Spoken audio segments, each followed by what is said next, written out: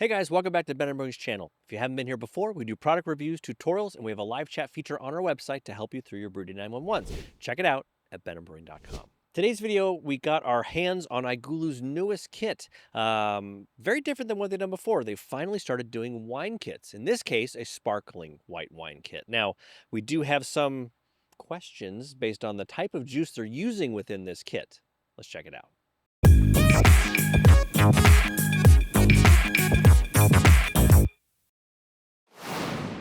So before we jump into today's video, quick reminder, today's video is sponsored by iGulu. We'll have a 20% off coupon linked down below for 20% off of the iGulu S1 or F1 if you wish to purchase one of those.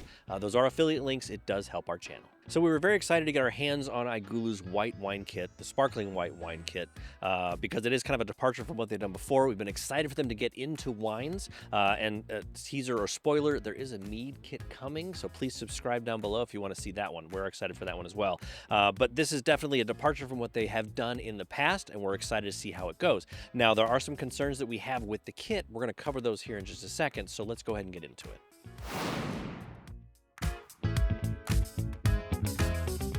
All right, so before we talk about the ingredients that come in the kit itself, let's actually, I was looking at some of the ingredients on this kit, and the juice choice is interesting, and I'm sure that it's on purpose, but let's just cover some of those things. There is a lot of sugar and glucose and fructose that's in here, which I'm assuming is going to help dry out the body of the sparkling white wine. But some of the juices, white grape juice, not really surprising.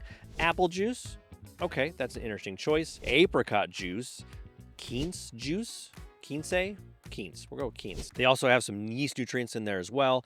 So it's an interesting choice of juices, and I'm assuming that's going to help lend to maybe some complexity in there, considering it's probably going to be very dry, but definitely an interesting choice of juices, so I'm very curious as to how the flavor is going to come out.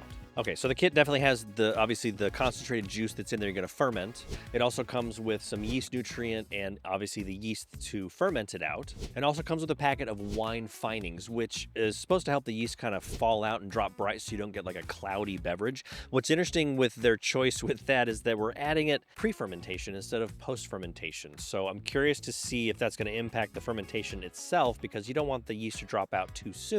They have to finish out the fermentation. And of course, the typical iGulu RFID sticker, which helps to program the machine for the specific fermentation cycle. Now, a quick word of warning with the kit. All the other kits that we've done before always have the liquid ingredients or the dried ingredients in separate packets or pouches. For this one, the juice packet is actually integrated into the external wrapping. So when you cut it open, you better be ready to brew it, because you can't open it, take the ingredients out, and say, okay, great, I'm going to do it tomorrow. No, as soon as you open it, you have opened that juice pouch. The other ingredients are kind of on the side and kind of the dry area. So as soon as you cut it open, you better be ready to brew it.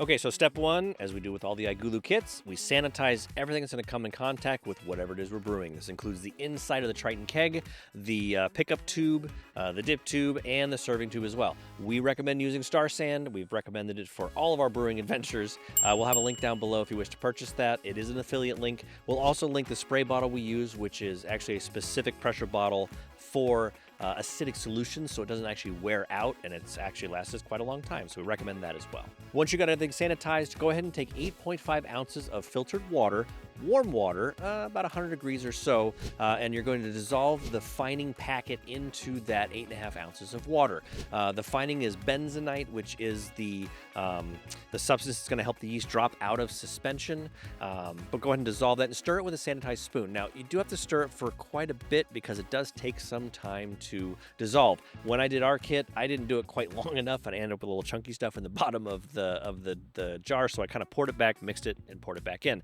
But that's going to be important for the next step. Once everything is nice and dissolved, add that to the keg. Next step is to then pour the juice from your wine kit pouch into the bottom of the Triton keg, and then you're going to top it off with some clean filtered water.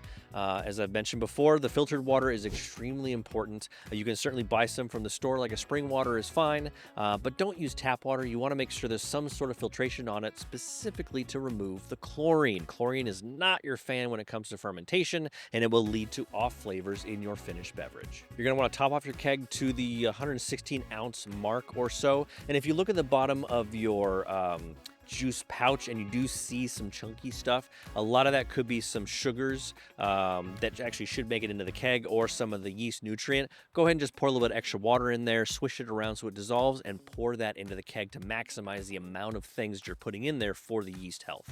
Next, go ahead and pitch your yeast on top of your slurry. I'm not sure what to call it, all of your juice and findings and things. Pitch that on top. Do not stir it in. We want to let that kind of naturally rehydrate so we don't kill off a ton of the yeast by shocking them with all of this kind of sugary water. And now you're ready to close up your Triton keg. Go ahead and put the lid on your keg, secure the lid lock around the lid itself, and you are ready to load it into your iGulu.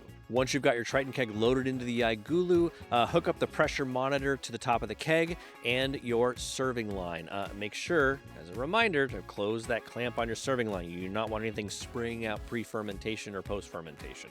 And next, once you put the lid on and secured your keg, you're ready to scan that RFID sticker. Make sure you double check it that it is the correct program for the sparkling white wine. For this fermentation profile, it's going to be 12 days at 68 degrees, 4 days at 37, and then another day at 37. And you may be asking yourself, why are we having those days kind of split like that? Because between the F1 and the S1, there's actually a difference in pressure. If you are brewing this on the S1, which has a more advanced pressure monitoring system, that final day you'll notice the pressure actually drops from that, I think it's 22 PSI down to 10 or 12 PSI. And that's important to keep it from foaming. If you're brewing on the F1, it doesn't have the ability to step that pressure down, so it will actually stay at that fermentation pressure that's on there. Now, shouldn't really impact the flavor, but that is one of the differences between those two machines. Okay, so we have a 17-day total fermentation time for the sparkling white wine. I'm curious to see how the flavors come out, because there's a couple of things that I thought were interesting choices by iGulu with this kit. One, obviously, 17-day fermentation time is actually a longer fermentation time, which seems appropriate because it is going to be a lot of sugars that they need to chew through. However, it is a pressure fermentation, and I really feel like iGulu could have stepped up the pressure on that to speed up the fermentation time without impacting flavors. This is something they do on a lot of their kits. So I'm curious to see kind of how this comes out and if that's something that could be shortened. The other thing that was interesting, as I mentioned earlier, was the choice of juices that they're using. I really want to see how this comes out in the flavor with all the different things that they put in there to see how complex is it. Is it going to be too much? Is it overwhelming? I mean, I'm not really sure at this point. The other issue is adding findings, that I mentioned before, at the beginning of fermentation. That just seems so counterintuitive to me. Why would you encourage yeast to drop out in the middle of fermentation or the beginning of fermentation? Those are usually added at the end. So I'm really curious to see how this comes out. This is such a unique set of choices that iGulu has made. I want to see how this kit comes out. Hey guys, welcome back. It's been several weeks. We are here in studio. Joining me as always, my partner in crime, Christy, to taste our sparkling white wine kit from iGulu. There were a couple concerns I had, as I mentioned earlier earlier in the video, I should say. I do have to say it dropped bright. It is quite lovely. Let's give it a taste before we lose all our carbonation. So cheers. Cheers. That's very good. Very clean. I get very white wine notes. Yes. A little yeasty in the initial tasting, which, to be honest, I tasted it right after it finished fermenting. It was still very cloudy and it was extremely yeasty. So definitely rule of, with this, more time is better. The yeast have definitely dropped out. It is very bright. It is very clear with the findings that were in there. Definitely give it more time so the yeast drops out, and that definitely cleans it up. It does taste a little bit like a Pinot Grigio, which is great. Like, if you like a drier wine. Yeah. I think the carbonation is a little bit low, but that's not necessarily iGulu's fault. I had some issues with the keg leaking the lid, and so I tightened it up, and I actually repressurized it this morning because I went out to check for our tasting today. I'm like, oh my gosh, there's no carbonation. So there's a little bit in there from prior before it lost pressure. It'll take a couple days to kind of rebuild. I'm still seeing some bubbles coming out. I think once it gets back to full carbonation, I think that'll absolutely nail it. It'll taste more like sparkling white wine. Can't call it champagne. Not when it's made in Arizona. I have no complaints or notes. I was concerned about the juice and the findings and things. The juice actually is very clean with the way it fermented out. It does have some complexity to it, which is nice, but without it being weird. I had concerns about the findings because we're adding it pre-fermentation. Actually, everything dropped bright, and it clearly had a very healthy fermentation because it is dry. It leaves nothing in there unfermented. I have zero complaints. It came out fantastic. Yeah, very happy with that. Hey guys, thank you so much for watching our video on iGulu's Sparkling White Wine Kit. We were pleasantly surprised with how it came out. I feel like the more kits iGulu puts out, the more they start nailing some of the flavor profiles, and we seem to have less of the issues or critiques of them. This was definitely one they hit out of the park. Let me know if you've done this kit before, or if even you've messed with the flavors of it. Like, did you maybe put some raspberries in there to kind of make it a little more fruity or something like that? I'm not even sure. But definitely let us know in the comments below. We appreciate you watching all the way to the end. Catch you later, my friends.